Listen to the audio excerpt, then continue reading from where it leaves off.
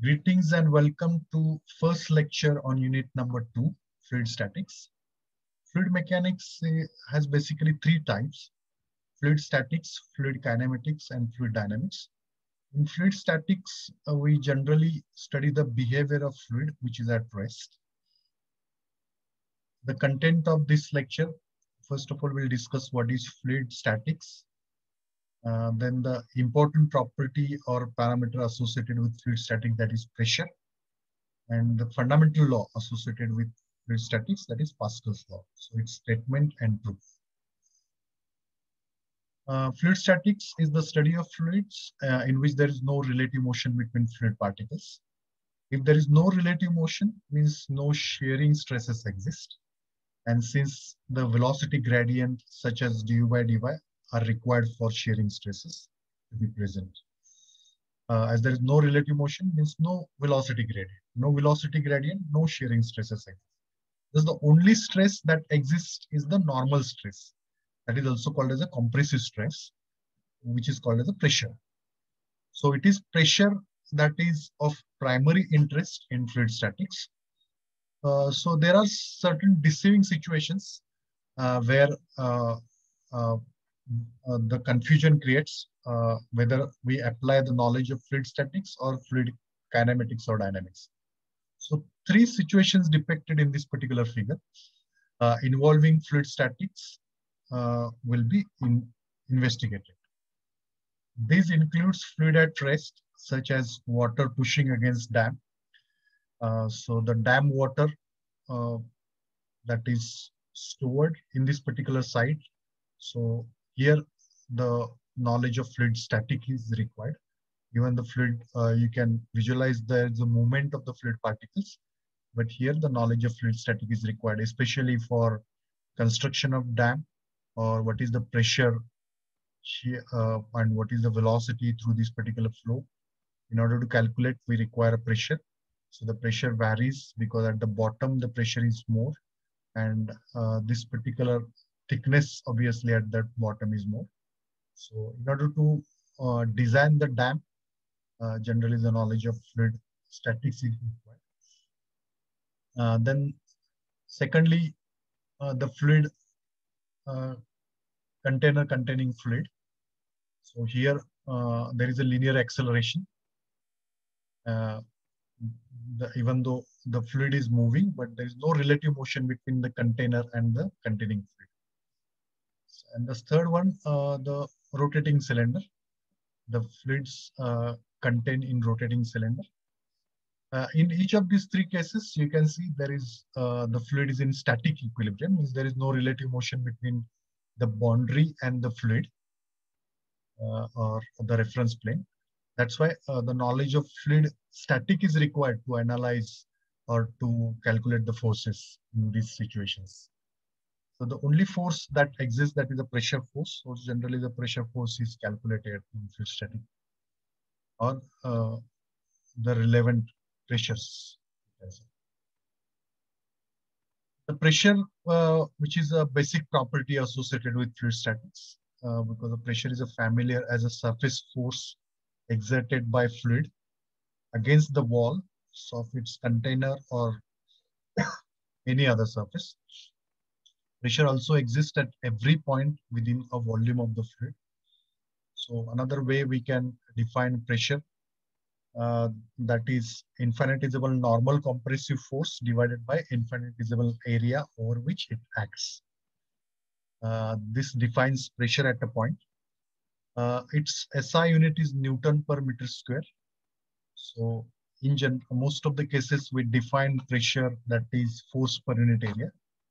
But there is one more term which is defined as force per unit area, that is a stress.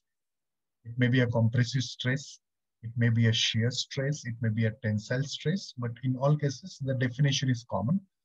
So pressure term, it is also called as a compressive stress, but generally in case of fluid, it is called as pressure. And when this term is associated with solid, it is called as a compressive stress. Both has same meaning. In case of pressure, that is the force exerted by fluid on a surface, which is generally normal. and it acts normal to the surface.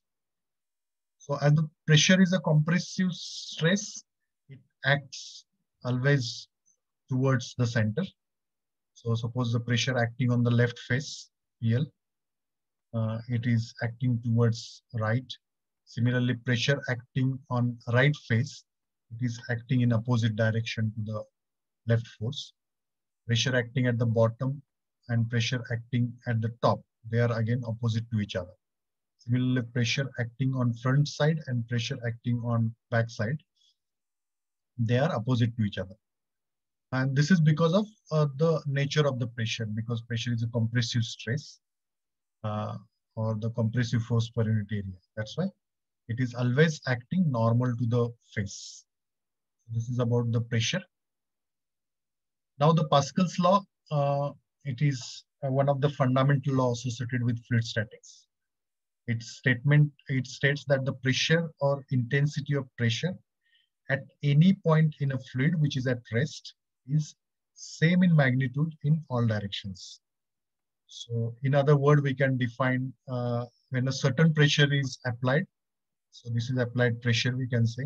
This is applied pressure. At any point in a fluid, that which is at rest. So this is fluid at rest. That is a major constraint here.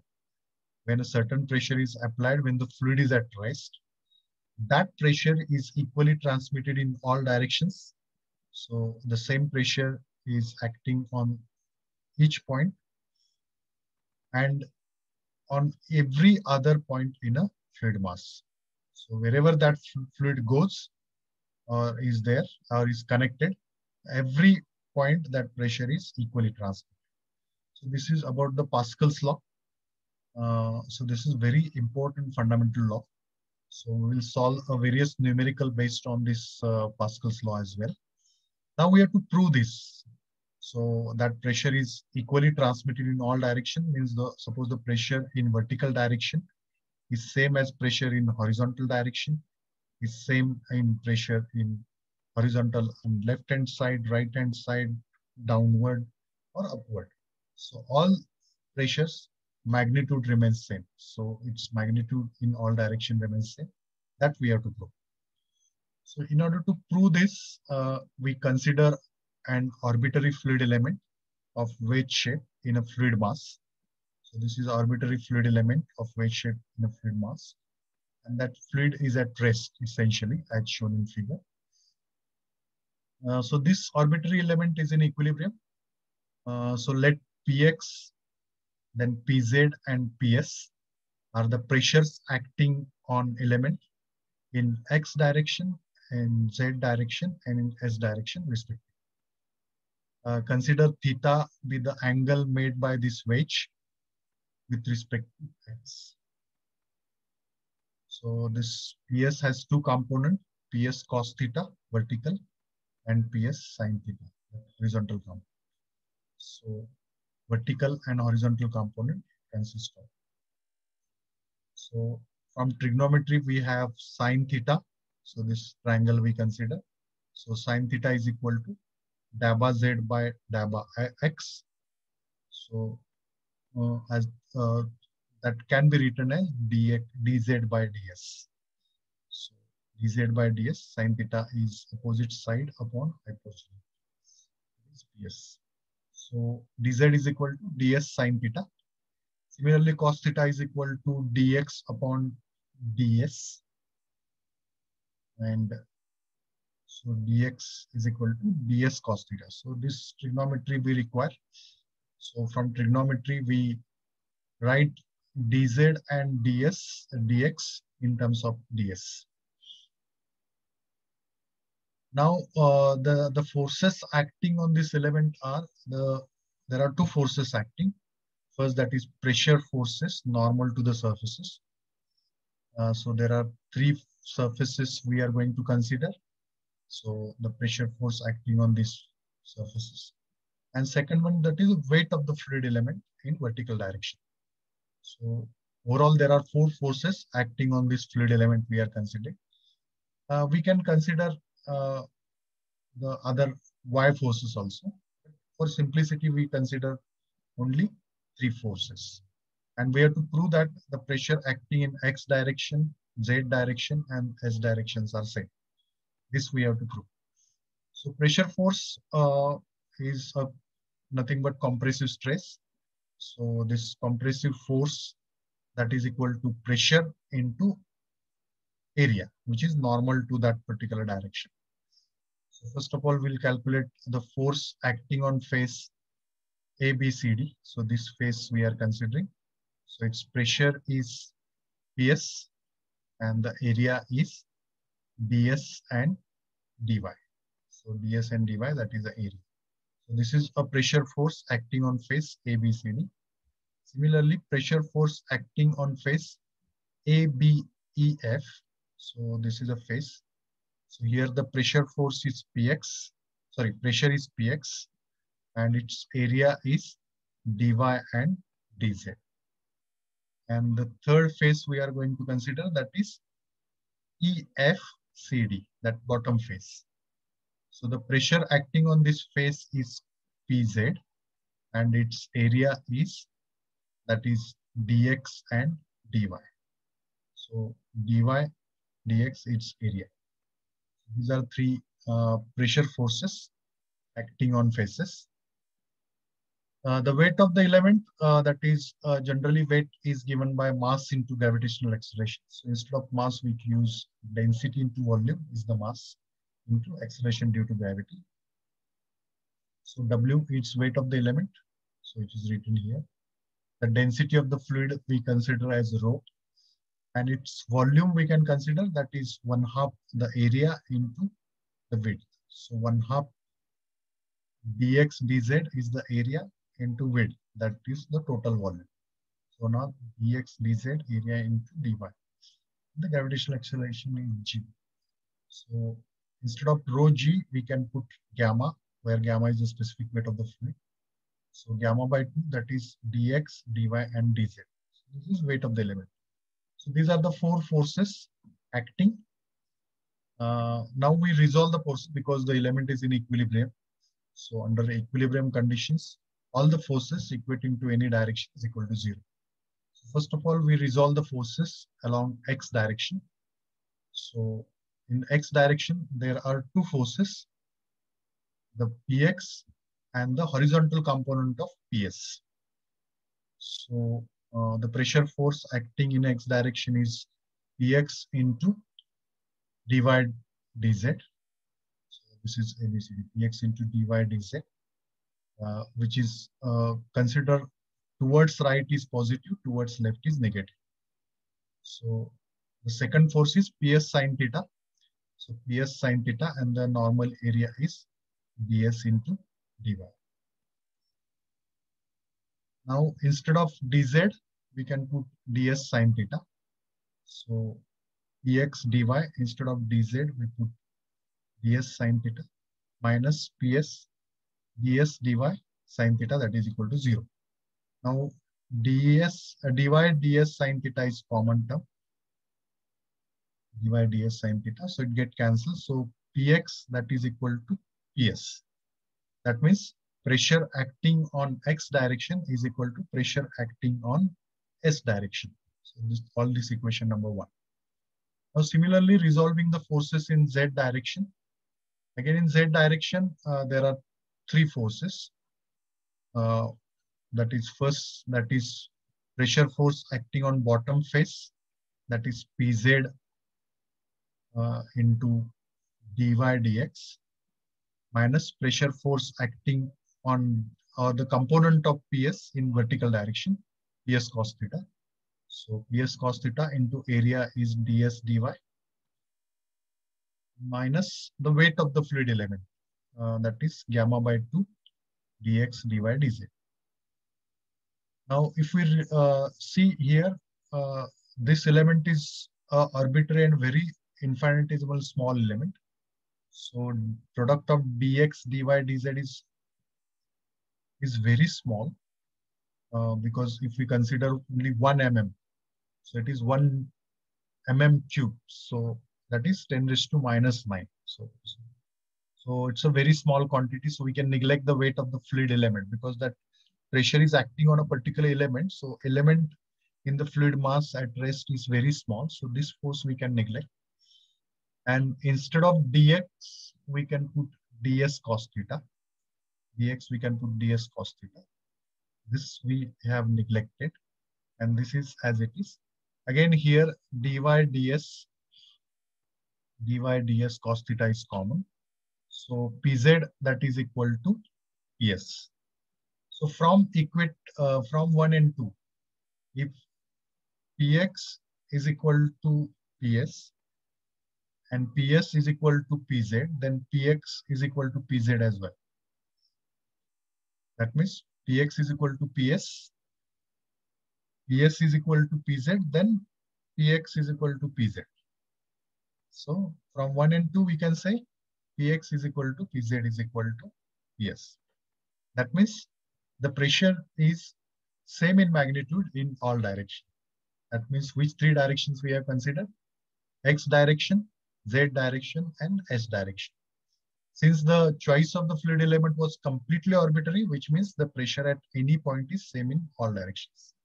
So purposely, we have taken a arbitrary shape, not a uniform shape. That is, we have considered the inclined face as well. Thus, the pressure. This proves the Pascal's law. This is about the Pascal's law. So examination, the question may be asked, state and prove Pascal's law.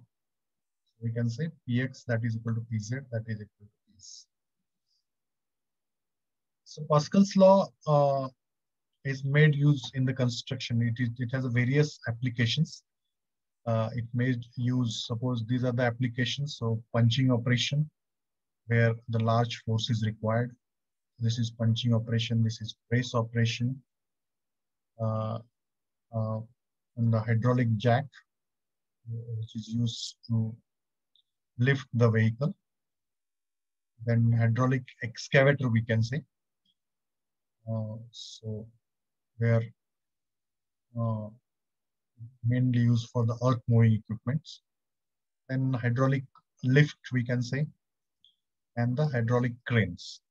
So all these equipments like hydraulic press, hydraulic jacks, hydraulic lift, hydraulic cranes, hydraulic rivet, etc., in which by the application of relatively small forces, considerably large forces are developed.